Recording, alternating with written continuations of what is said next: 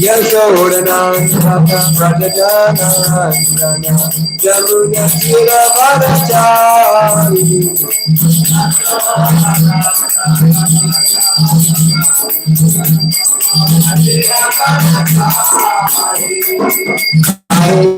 Krishna, Hare Krishna, Krishna Krishna, Hare Hare, Hare Rama, Hare Rama, Rama Rama, Hare Hare.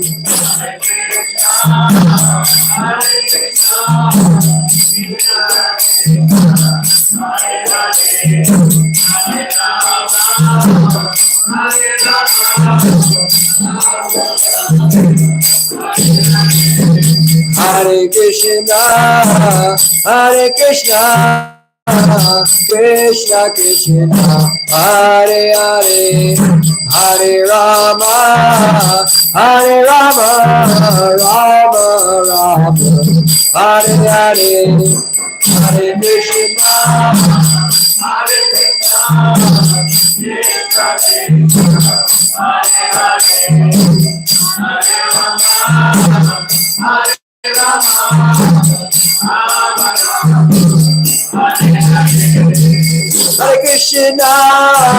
Krishna, Hare Krishna, Krishna Krishna, Hare Hare, Hare Rama, Hare Rama, Rama Rama, Hare Hare, Hare Krishna, Hare Krishna, Krishna Krishna,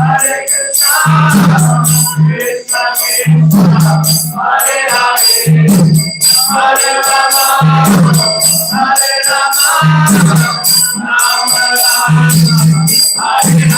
Rama, Hare Hare, Hare Krishna, Hare Krishna, Krishna Krishna, Hare Hare, Hare Rama, Hare Rama, Rama Rama, Hare Hare, Hare Krishna,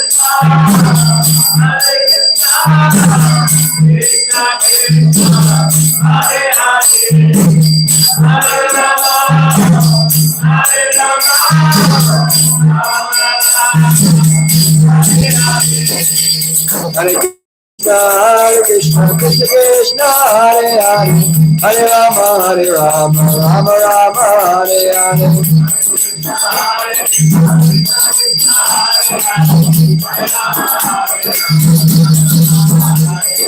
Hare Krishna, Krishna Krishna, Hare Hare, Hare Rama, Rama Rama, Hare Hare. Hare Krishna, Krishna Krishna, Hare Hare, Hare Rama, Rama Rama, Jaya Rama, Rama Rama,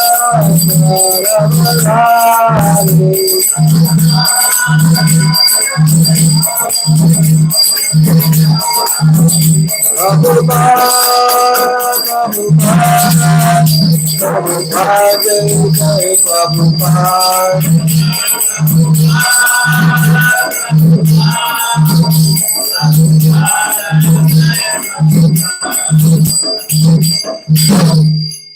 Jayam Vishnupad, Paramahamsa Puri Vajakacharya, Srimad, His Divine Grace, Sabhacharya Ravinda Bhaktivedanta Swami Srila Prabhupada Ki. Jayam Vishnupad, Paramahamsa Puri Vajakacharya, Srimad, His Divine Grace, Srila Bhaktisiddhanta Saraswati Goswami Maharaj Prabhupada Ki. Ananta Koti Vaishnava Vrinda Ki. Namacharya Shri Thakur Ki. Prem Se Kaho Shri Krishna Chaitanya Prabhu Nityananda Shri Advaita Gadadhar Srivasadi Bhakta Vrinda Ki. Shri Shri Radha Krishna Gopa Gopinath Shama Karnataka Giri Govardhan Ki. Shri Vrindavan Ki Jai. Shri Mayapur Dham Ki Jai. Shri Jagannath Puri Dham Ki Jai. Ganga Maya Ki Jai. Jamuna Maya Ki. Bhakti Devi Tulsi Maharani Ki Jai. Harinam Sankirtan Yagya Ki. Kantaraj Srimad Bhagavatam Ki. Nitai Gaur Premanande. All glory to the assembled devotees. All glory to the assembled devotees. All glory to the assembled devotees. All glory to Sri Sri Guru, Sri Gauranga, all glory to Srila Prabhupada, Srila Prabhupada Ki Jai. Om Namo Bhagavate Vasudevaya. Om Namo Bhagavate Vasudevaya. Om Namo Om Namo Bhagavate Vasudevaya. Narayanam Namaskritya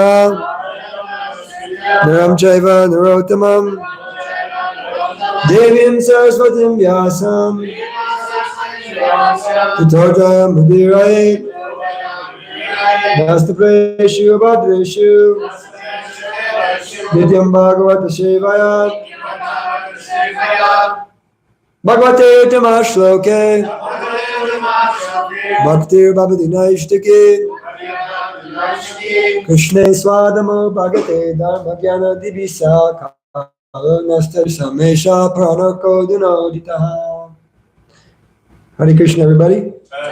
Reading from Srimad Bhagavatam, Canto 4, text 22, chapter 22, text number 51.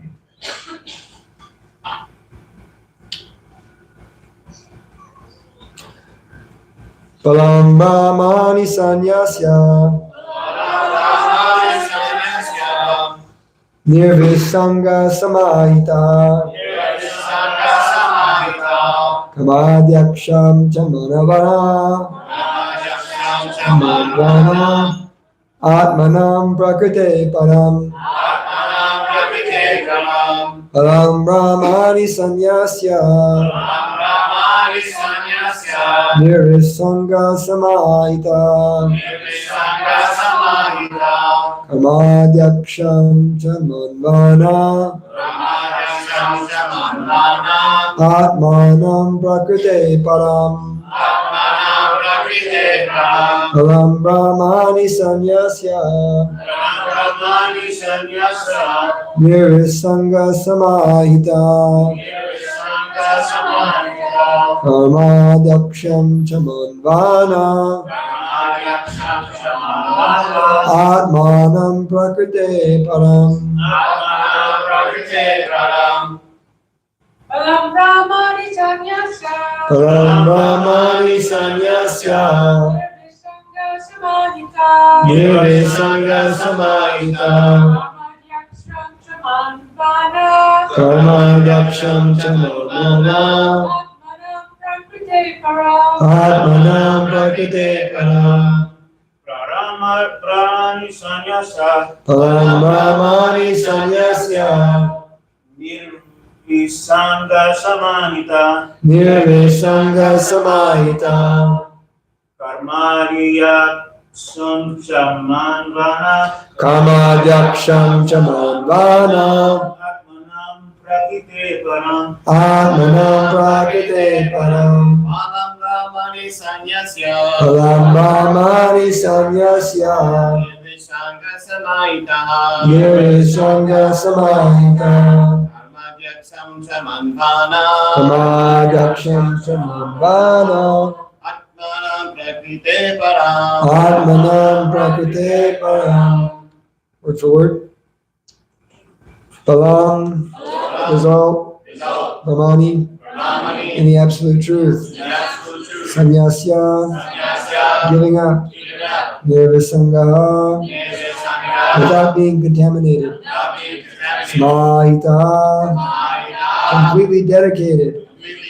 Karma, activity. Adhyaksham, superintendent. Cha, and. Manvana, always thinking of. Atmanam, the super soul. Prakrite, of material nature. Param, transcendental. Translation by Srila Prabhupada. Maharaj Prithu completely dedicated himself to be an eternal servant of the Supreme Personality of Godhead, transcendental to material nature. Consequently, all the fruits of his activities were dedicated to the Lord, and he always thought of himself as the servant of the Supreme Personality of Godhead, who is the proprietor of everything. Please repeat. Maharaj Prithu completely dedicated himself to be an eternal servant of the Supreme Personality of Godhead. Transcendental to material nature. Consequently, all the fruits of his activities were dedicated to the Lord. All the fruits of his activities were indicated to the Lord. And he always thought of himself as the servant of the Supreme Personality of Godhead, He always thought of himself as servants of the Supreme Personality of Godhead, who is the proprietor of everything. who is the proprietor of everything. Purport. The life and dedication of Maharaj Prithu in the transcendental loving service of the Supreme Personality of Godhead serve as a good example of karma yoga. The example of karma yoga is often used in Bhagavad Gita, and herein Maharaj Prithu is giving a practical example of what karma yoga actually is. The first requirement for the proper execution of karma yoga is given herein: Palam Brahmani Sanyasya or Vinyasya. One must give the fruits of his activities to the Supreme Brahman, Parabrahman, Krishna.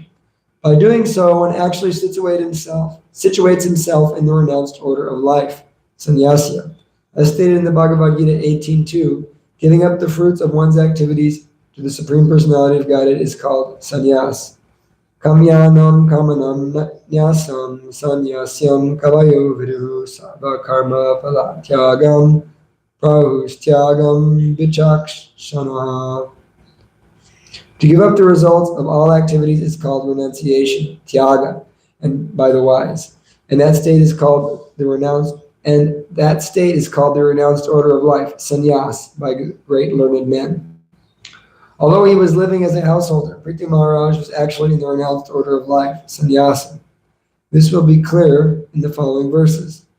The word nirvisangaha, uncontaminated, is very significant because Maharaj Prithu was not attached to the results of his activities.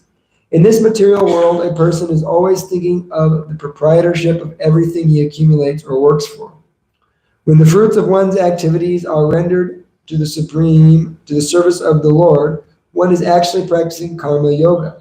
Anyone can practice karma yoga, but it is especially easy for the householder who can install the deity of the Lord in the home and worship it according to the methods of bhakti yoga. This method includes 9 items: hearing, chanting, remembering, serving, worshiping the deity, praying, carrying out orders, serving Krishna as a friend, and sacrificing everything for him. Shravanam, Kirtanam, Vishnu, Smaranam, Padasevanam, Archanam, Vandanam, Dasyam, Sakyam, Atma Nivedanam. The methods of karma yoga and bhakti yoga are being broadcast all over the world by the International Society for Krishna Consciousness. Anyone can learn these methods simply by following the examples of the members of the society. In one's home or in a temple, the deity is considered the proprietor of everything. Everyone is considered the deity's eternal servant. The Lord is transcendental, for he is not part of this material creation. The words prakriti param are used in this verse because everything within the material world is created by the external material energy of the Lord, but the Lord himself is not a creation of this material energy. The Lord is the supreme superintendent of all material creations, as confirmed in the Bhagavad Gita 9:10. Maya dakshena prakriti suyate sacharacharam hatinanena kamteya jagatvivartate. This material nature is working under my direction, O son of Kunti, producing all moving and unmoving beings, and by its rule this manifestation is created and annihilated again and again. All material changes and material progress taking place by the wonderful interaction of matter under the superintendence of the Supreme Personality of Godhead, Krishna. Events in the material world are not taking place blindly. If one always remains a servant of Krishna and engages everything in his service, one is accepted as a Jivan Mukta, a liberated soul, even during his lifetime within the material world. Generally, liberation takes place after one gives up this body. One who lives according to the example of Prithu Maharaj is liberated, even in this lifetime. In Krishna consciousness, the results of one's activities depend on the will of the Supreme Person. Indeed, in all cases, the result is not dependent on one's own personal dexterity, but is completely dependent on the will of the Supreme. This is the real significance of Palam Brahmani Sanyasya. A soul dedicated to the service of the Lord should never think of himself as the personal proprietor or the superintendent. A dedicated devotee should prosecute his work according to the rules and regulations described in devotional service. The results of his activities are completely dependent on the supreme will of the Lord. Srila Prabhupada ki jai. Om Jnana Tamarandhyasya Gnanjana Shalakaya Chakshurmilitam Jena Tasmai Sri Gurue Namah Shri Chaitanya Manobhistam Stapitam Yena Bhutale Swayam Rupa Kadamayam Dadati Swapadantikam Vandayam Shri Guru Shri Yuta Padakamalam Shri Gurun Vaishnavamscha Sri Rupam Sagaditam Saganaraganatam Vitam Tam Sajivam Sadvaitam Savadutam Parijana Saitam Krishna Chaitanya Devam Shri Radha Krishna Padan Sagana Lalita Shri Vishakan Vitamscha Hey Krishna Karuna Sindho Dinabandhu Jagatpate Gopesha Gopika Kanta Radha Kanta Namostate Tapta Kanchana Gaurangi Radhe Vrindavani Shri Vishnu Shri Devi Paramami Hari Priye Pancha Kalpatra Bhista Kripa Sindhu Vyevacha Patitanam Bhavadevyo Vaishnavevyo Namo Namah Jai Shri Krishna Chaitanya Prabhu Nityananda Shri Advaita Gadadhar Srivasadi Gaura Bhakta Vrinda Hare Krishna Krishna Krishna Hare Hare Hare Rama Rama Rama Hare Hare Om Vishnu Padaya Krishna Prashtaya Bhutale Srimate Bhaktivedanta Swami Iti Namane Namaste Saraswate Devi Gauravani Pacharini Nirvishesha Shandivari Pashtatari Shatari.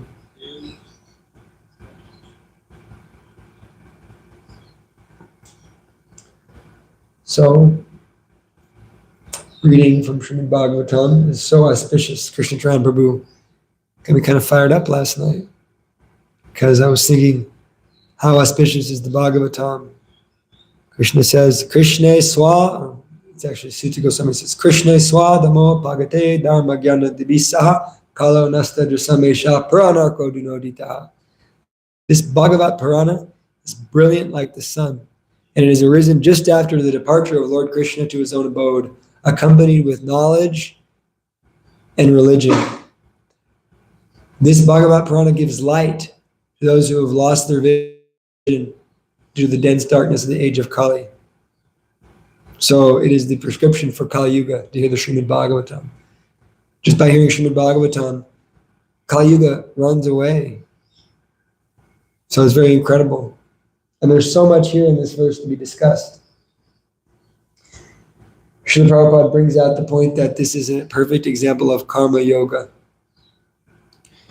But we should understand that there's karma yoga and then there's bhakti yoga done in a karmic way, done in a karma way. So this is very important to understand that just normal karma yoga is not our goal. There's different types of karma yoga. There's sakam karma yoga, nishkam karma yoga, and there's a higher form of nishkam karma yoga. There's nishkam karma yoga while thinking one's the doer, and there's nishkam karma yoga while understanding one is not the doer. So sakam karma yoga means karma yoga done in such a way that person is desiring the results. So it means I'm thinking of God, I'm doing something in a way, praying to God. You know, someone praying to the Lord, dear Lord, if I do this, please, give me that. That's a sakam karma yoga. Nishkam karma yoga means I'm just simply giving the fruits of my work to the Lord. And at a higher stage of nishkam karma yoga, one realizes that I'm not even the performer of my activities. All of my activities are being performed under the direction of the Lord. Upadarasta numantascha bharta bhokta maheshvara. That Krishna is the overseer and the permitter. He's situated in the heart as the Paramatma. Paramatmeti chapyukto deismin purusha paraha. So Krishna is overseeing and permitting everything we're doing. So in the Bhagavad Gita, there's 3 primary yogas discussed. Karma yoga, Bhakti yoga, and Jnana yoga. And so it's described that the center section of Bhagavad Gita is the Bhakti section, starting with chapter 7 and ending with chapter 12. These middle 6 chapters are the Bhakti yoga section. And our acharyas describe that they're in the middle because they're the most important, they're the most sacred, they need to be protected. And also because Bhakti yoga is touching Karma yoga and Bhakti yoga is touching Jnana yoga. And the idea is that Karma yoga and Jnana yoga do not exist if they're not touched by Bhakti. There's no such thing as Karma yoga without Bhakti, and there's no such thing as Jnana yoga without Bhakti. Bhakti is the actual yoga system. Yoginam api sarvesham madgitanantaratmanaha sharavam bhajate yamam same yukta tamo mataha. Out of all yogis, he who with great faith always abides in me and renders transcendental loving service to me is the most united with me in yoga. Krishna explains in the 6th chapter of Bhagavad Gita. So karma yoga has to have some bhakti elements. So Srila Prabhupada, being a pure devotee of the Lord, when he discusses karma yoga, he makes it synonymous with bhakti. So karma yoga becomes synonymous with bhakti when it's performed under the direction of a spiritual master. So there was a verse quoted in this purport of the 9 processes of bhakti, beginning with hearing and ending with surrendering everything, Shravanam, Kirtanam, Vishnu Smaranam, Vandanam, Dasyam. So bhakti yoga really comprises of 9 activities, 9 primary activities. That's what bhakti yoga actually comprises of. Everything else is kind of supplementary. So there's so many things we may do in bhakti yoga. We may get married. We may perform some type of yajna, Agnihotra, different types of sacrifices. But actual bhakti yoga is Shravanam, Kirtanam, Vishnu, Smaranam, Parasevanam, Archanam, Bandhanam, Dasyam, Sakya, Atma Nivedanam.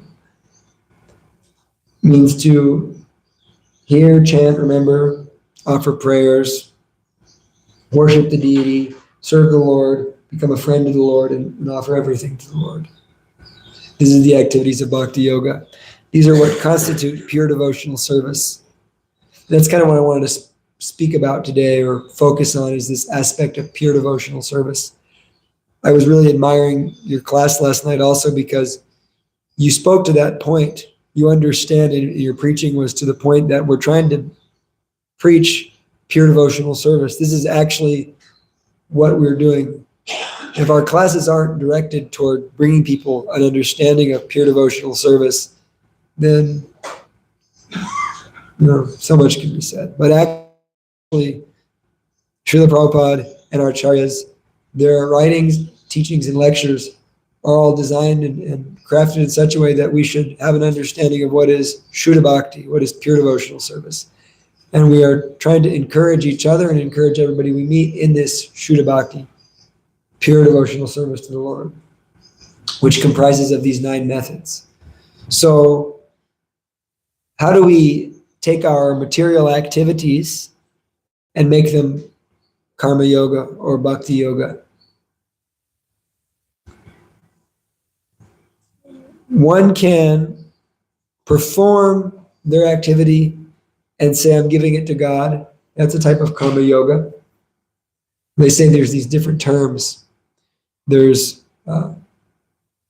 karma mishra bhakti. Karma mishra bhakti means karma yoga mixed with some bhakti. And there's actually bhakti mishra karma, which is, karma mishra bhakti is bhakti yoga mixed with some karma. And then there's bhakti mishra karma, which is karma yoga mixed with some bhakti. There's yoga mishra bhakti. There's jnana mishra bhakti. So bhakti yoga mixed with some yoga, some like meditative yoga. And bhakti yoga mixed with some jnana. But we're after pure devotional service, bhakti yoga. So in order for our material services to become spiritualized, we have to perform them under the internal potency of the Lord, under the direction of the Lord. So there's these 9 processes. There's the hearing process, of which we're doing now, the chanting process, of which we were doing previously, the remembering process, which we should do all the time when we come to a certain level, the process of serving the Lord's lotus feet, the process of worshiping the deity, the process of praying to the Lord, and the process of serving the Lord, dasyam. So it's this dasyam, this process of doing service in dasyam, that we actually can take our material activities, whether we're a teacher, whether we're a warrior, whether we're a musician or a physician, we can take those activities and turn them into Shuddha Bhakti, into pure devotional service. By coming in contact with a pure devotee of the Lord and having those activities sanctioned by him, then they become sheltered in the internal potency. So we're always under control. Does that make sense? That we don't have really any control over anything. We're always being controlled. Krishna is the supreme controller. This verse was quoted in this purport. Maya dakshena prakriti suyate sucharacharam etananena konteya jagat vivartate. Krishna is the supreme controller of everything. This material world is working under his direction. And all moving and non-moving beings are under its control. So you're always controlled by Krishna. Krishna says, Upadrastanumantascha Bharta Bhokta Maheshvara, that he's the overseer, the permitter, the enjoyer, and the master of everything. So anything you do is overseen, permitted, enjoyed, and Krishna is the master of it. So we're always under Krishna's control. But the idea is that, are we under the control of Krishna's personal, internal energy, or are we under the control of Krishna's external, material energy? So in one sense, those who are non-devotees, those who are living in the material world fully, Krishna says, Prakriti kriyamanani guna karmani sarvashaha ahankara vimudatma kartahamiti manyate. That the living entities in this material world, bewildered by false ego, so they're bewildered by this ahankar, think themselves the doer of activities that are in actuality performed by the three modes of material nature. So that's a very important verse, Bhagavad Gita 3:27. Living entities in this material world, bewildered by false ego. What does that mean? It means they think I'm this body.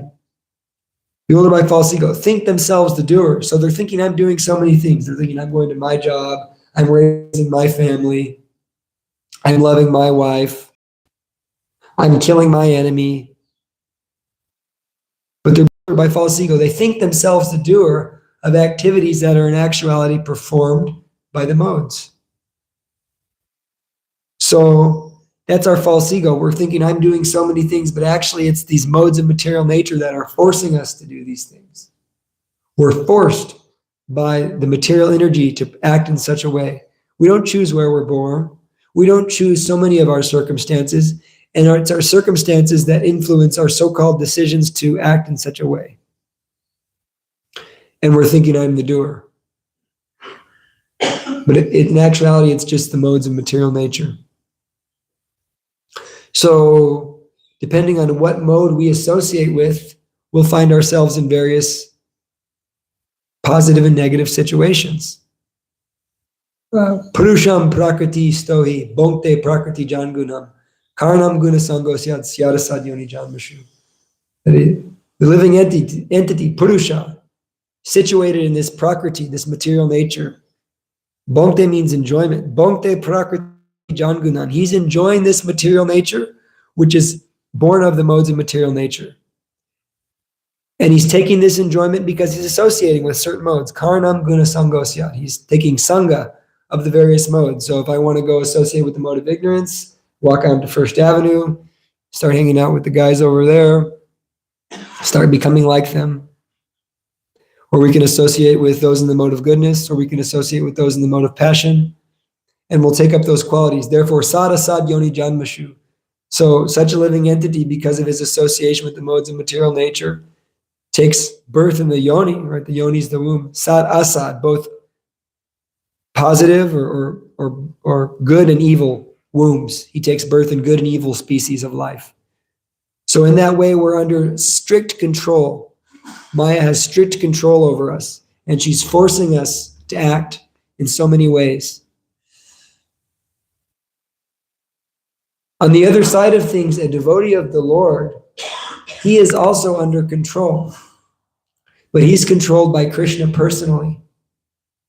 So for the devotee, Krishna personally takes charge of him. He personally arranges things and directs his life in such a way that he can become purified and become situated in pure devotional service and go back home, back to Godhead. So one can ask the question, what about free will? You say we're always under control. Where does free will come in? Well, free will is very misunderstood. Free will is our choice to choose Krishna or choose Maya. Free will is our desire. We have the choice to desire. We do have that ability. We don't have the ability to fulfill any of our desires. Krishna has to do that for us. Krishna has to provide all the facilities for us to fulfill our desires. But we do have the choice as to what to desire. So if we desire Maya, when our karma permits it, we will get what we want. If we desire to be the king of the world, when our karma permits it, we will be king of the world. There's no doubt about it. Krishna will fulfill that desire when our karma permits it. And if we want to serve Krishna, if we want to go back to Godhead, Krishna will personally help us. Otherwise, he has his agents doing that. Maya, the external energy, she's handling everything very nicely. And she's torturing the living entities very nicely. Whereas Krishna, when he decides this devotee is calling my name very sincerely, he wants to return back to me, he wants to serve me, now I'm going to take personal control over him. Mahatmanastimam partha daivim prakriti mashritaha. That a Mahatma, a great soul, is sheltered under the divine energy, daivi prakriti mashritaha. He has this ashrita, he has shelter under me, under this divine potency.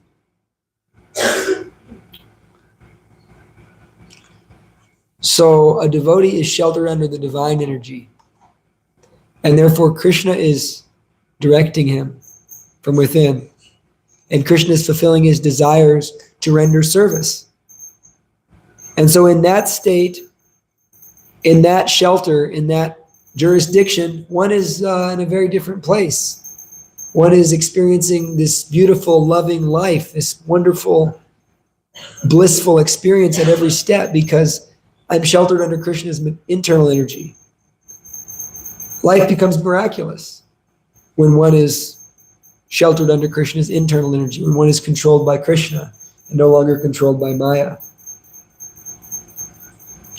So when the guru or the devotees gives you a service, the guru is fully under the internal energy. The guru is dedicated his life to the service of Guru and Krishna. All of his activities are in relation to the Supreme Lord. Therefore, he's sheltered under the internal potency. Sadatam kirtayanto mam yatantashtu javataha namashantashtu mam bhaktya nitya yukta upashyate. He is engaged in the activities of chanting the name of the Lord, chanting the glories of the Lord, serving the Lord with determination, and bowing down before the Lord with devotion. Such a person is nitya yukta upashyate. He's always united with Krishna, and he's always under the shelter of the internal potency. Therefore, when the guru gives you a material service, like, or Krishna himself in the case of Arjuna, like fighting is not in itself bhakti yoga. It's not Shravanam, Kirtanam, Vishnu Smaranam, fighting. It's not. That's not an activity of devotional service. But it can be, and it is, if it is prescribed by the devotees, Guru, Sadhu, and Shastra, because that's coming from the internal energy. Arjuna's fighting was not spiritual, but because Krishna was telling him to fight, it was. Because from the point of view of material dharma, Arjuna shouldn't have fought. Arjuna gave so many reasons of material dharma, like, I don't want to kill my family. It's going to destroy our population because all these men are going to die. There's going to leave these women without husbands, and then we're going to have unwanted progeny. It's going to degrade the world. Arjuna gave 5 very nice reasons as to why not to fight in the Bhagavad Gita. But Krishna overrode all that. And Krishna began speaking to Arjuna on a material level. He said, happy are those Kshatriyas whom such fighting opportunities come unsought. These opportunities open the doors to the heavenly planets. So but Krishna began to speak on a higher and higher and higher level of dharma. until he spoke on this supreme dharma. Don't fight for any other reason but because I want you to fight. That's my desire. And I'm authorizing you to do it. Therefore, by fighting for me, your fighting becomes completely sheltered in the internal potency. It becomes pure devotional service. So when we're in contact with devotees, when we have association of devotees, we can spiritualize our lives. That means, our work, our job, our raising of our families, all these different things, they become spiritualized. There's no spiritual and material life. There's only spiritual life for a devotee. He has to spiritualize all of his activities, just like Krishna Charan Prabhu. He works at a school as an art teacher, yet all of his energy is actually being used in the service of Lord Jagannath. And it's very real. When you go to New Nilachala Dham, you can really feel the transcendental potency of this place. Because how many programs do you have? 3 programs a week? 3 programs a week are going on. And Krishna Charan works very hard on Sundays to arrange these programs. It is from early morning till the evening. And in supporting this operation of spreading Krishna consciousness, one has to have some work. So that work is authorized by Guru and Krishna, and therefore it's completely spiritual. It's a pure devotional activity. To work at a school and teach these children art is pure devotional service. So we can take all of our activities, if we have the guidance of the Guru and the devotees, all of our activities become spiritual. We can learn how to utilize all of our facilities, which actually belong to Krishna, in the service of Krishna. And therefore it's described that Maharaj Prithu always thought of himself as a servant of the Supreme Personality of Godhead. And all the fruits of his activities were dedicated to the Lord because he understood that everything belongs to the Lord. Ishavasyamidam sarvam yat kincha jagatam jagat.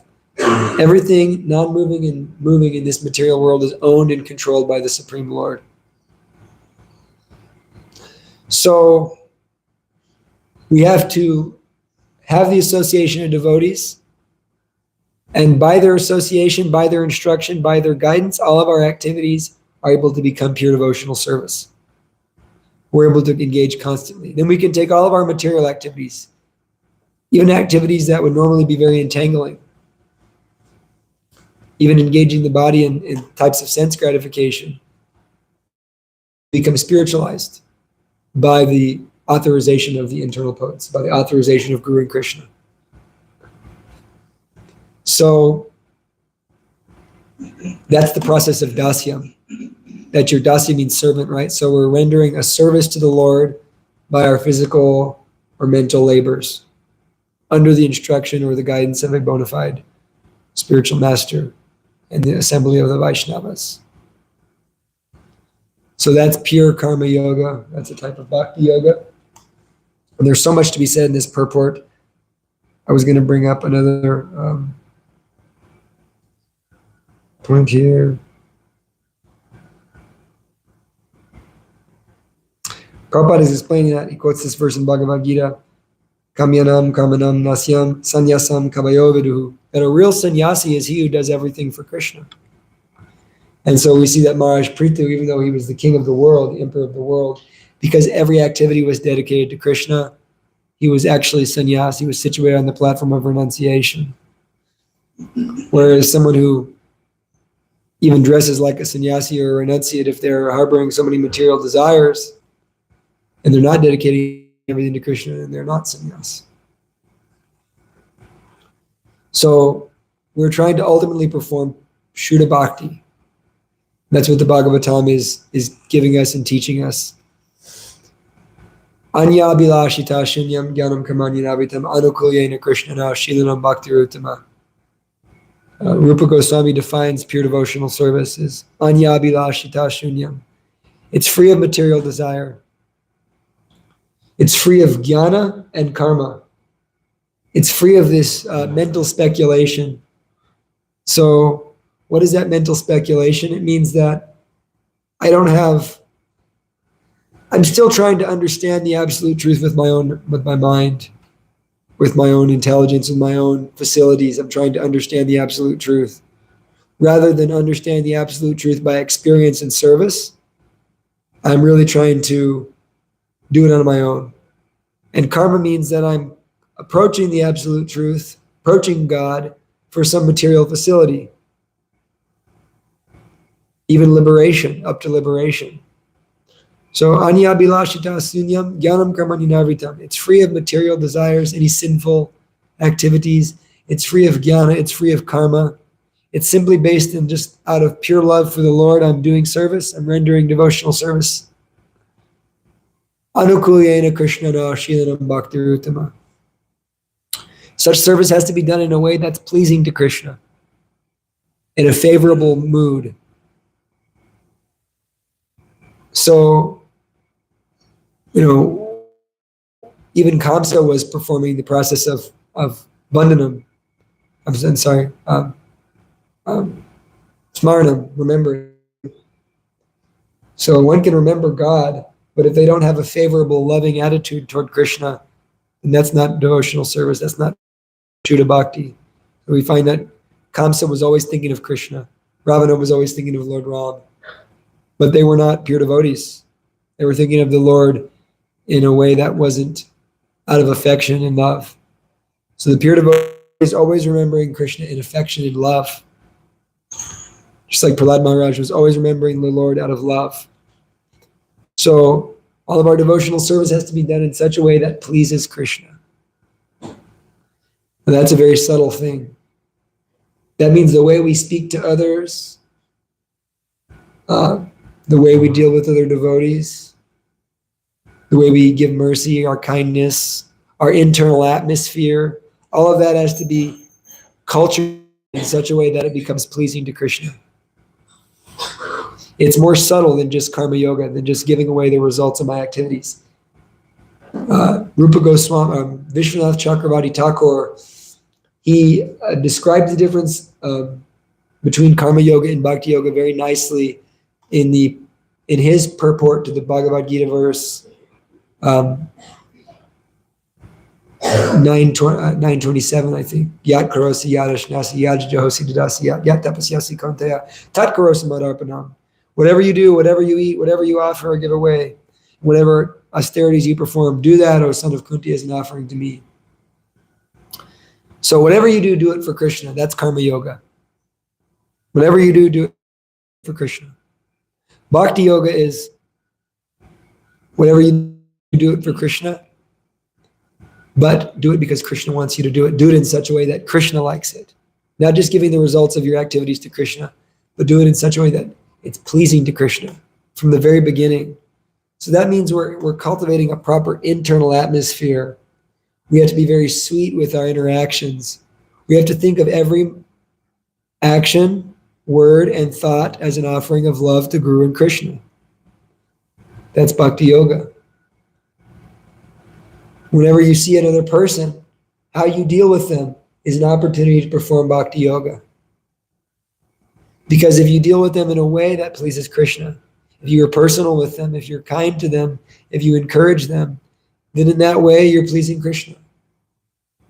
Whenever a person cuts you off on the road, that's an opportunity to perform Bhakti Yoga, because by your attitude of forgiveness, by your tolerance, by your overcoming your material nature for Krishna and for the service of Guru and Krishna, that's Bhakti Yoga. So there's so many opportunities to perform Bhakti Yoga. It's an all-inclusive thing. Of course, focused on hearing, chanting, and remembering. Those are the activities of Bhakti Yoga. Those are what's allowing us to make such an offering. But it is an offering. It's a service to purify ourselves. Like by Shika Prabhu, whenever he's driving and someone cuts him off, he goes, I forgive you. Because he's such a pure devotee, such a wonderful soul. So, yeah, Maharaj Prithu was transcendental to material nature. Why? We were talking about how, the main point of the class, to reiterate, is that you're always controlled. You're either controlled by Maya or you're controlled by Krishna. So if you want to become free from the modes of material nature, you have to engage in Krishna's service with determination. And Krishna gives a verse. He says, Mam chayo vyabhicharena bhakti yogena sevata sagunan samatityaitan brahma bhuyaya kalpate. He says, for one who engages in this devotional service unflinchingly and unceasingly, sagunan samatityaitan, he's above the gunas. He's free of the modes of material nature. Brahma bhuyaya kalpate. And he understands he's not this body. He's Brahma bhuyaya kalpate. He's situated in Brahman. He's situated in the absolute truth. So by rendering service to Krishna, we become transcendental to material nature, even if we're a worldly personality. And Dear Prabhu was speaking about different characters in the Chaitanya Charitamrita who looked worldly but were actually great devotees. But he didn't speak about Pundrik Vidyaniti. Pundrik Vidyaniti was a great devotee of the Lord. But he appeared like a very gross materialist. And Mukunda Datta, I think it was Mukunda Datta, he was speaking of the glories of Pundrik Vidyaniti to Gadadhar Pandit. And Gadadhar Pandit said, yes, I want to see this great devotee of the Lord. I'd like to, witness his greatness. So Mukunda Datta said, yeah, we'll go see him. And so when they walked in, Pundrik Vidyaniti was being fanned. He was chewing pan, like chewing tobacco, but not like chewing tobacco, pan, just betel nut. He was chewing that. He was dressed in very nice silks and beautiful ornaments on his body. And, Gadadhar Pandit thought, this is a devotee? He's no renunciation. And Gadadhar Pandit judged him for the externals. But Mukunda Datta said, you just wait and see. And he quoted a verse from the Srimad Bhagavatam about Putana and how Lord Krishna was merciful to Putana. And Pundrik Vidyaniti passed out into ecstasy just by hearing that verse. He began to cry and he passed out of ecstasy, hearing Krishna's glories. And Gadadhar Pandit could understand that this is actually a very great devotee.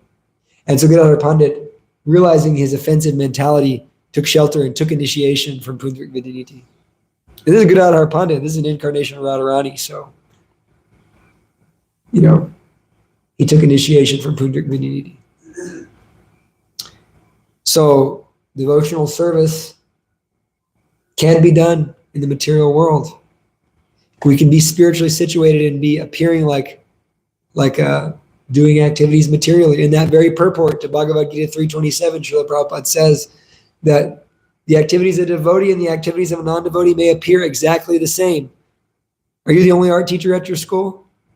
No. There's so many different art teachers at Krishna Charan's school. They're all teaching art, but yet Krishna Charan is using his art teaching to serve Lord Jagannath. And therefore, his activities are not the same. They're completely different. They're on a transcendental platform, and the fruit of those activities is that you become blissed out of your mind. So we have to learn this science and dedicate all of our activities to Guru and Krishna.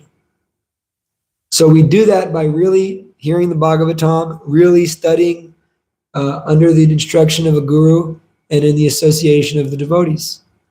Krishna explains that to one who constantly engages in my devotional service with love, I give the understanding by which he can come to me. Krishna will speak to you in the heart. He will talk directly with you if you engage in his service unflinchingly. But you have to learn how to do that from the devotees. Therefore, Krishna manifests externally as the Guru, Shiksha Guru, Diksha Guru, and the assembly of sadhus, the Shastra. He manifests externally so that we can learn how to constantly serve him with love. And then he gives us that understanding. So this verse is so big, could have actually split it into two classes. Anyhow, are there any questions or comments?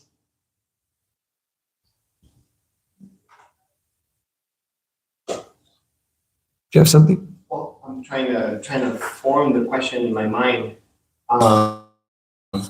Thank you.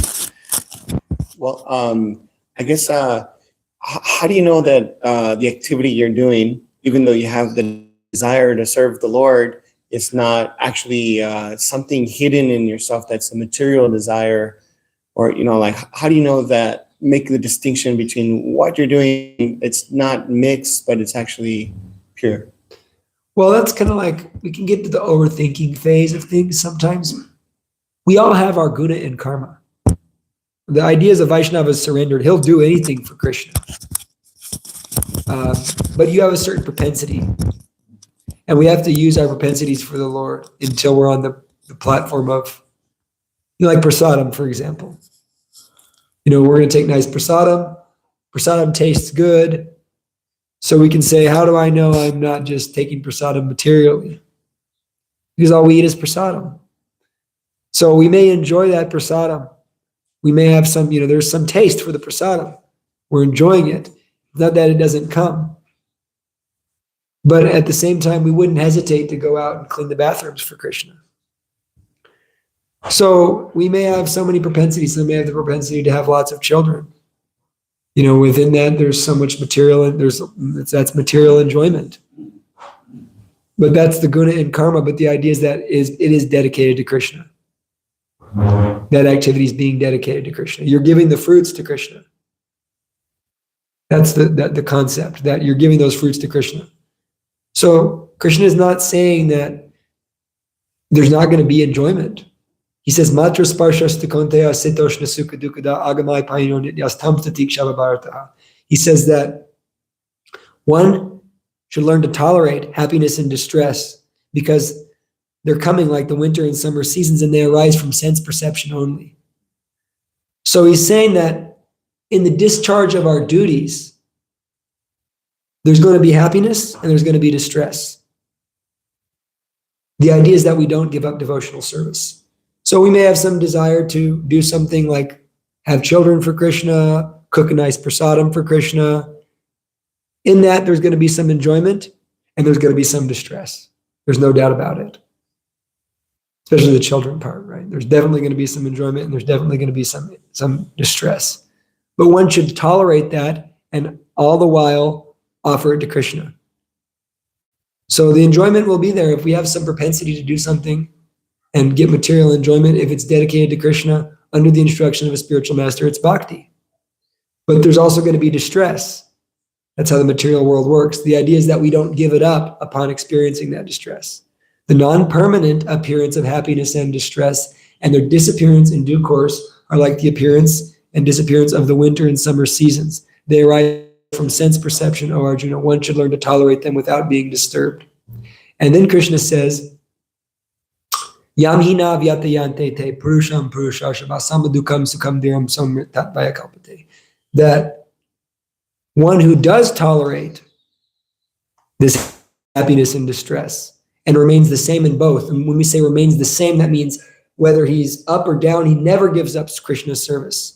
Never at any time does he give up the loving devotional service to Krishna. He always hears, he always chants, he always desires to serve Krishna, no matter where his body or mind are at. For such a person, liberation becomes, he's eligible for liberation. So, as long as we're dedicating the fruits to Krishna and we're authorized and we won't give up our service, we're hearing and chanting, then it's bhakti. We should have faith that the Guru is blessing it.